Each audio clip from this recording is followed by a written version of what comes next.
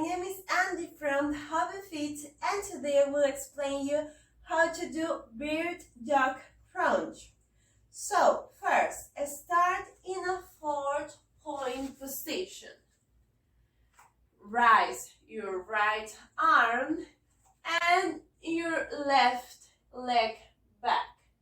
Contract your abs and glutes and pause for 3 seconds.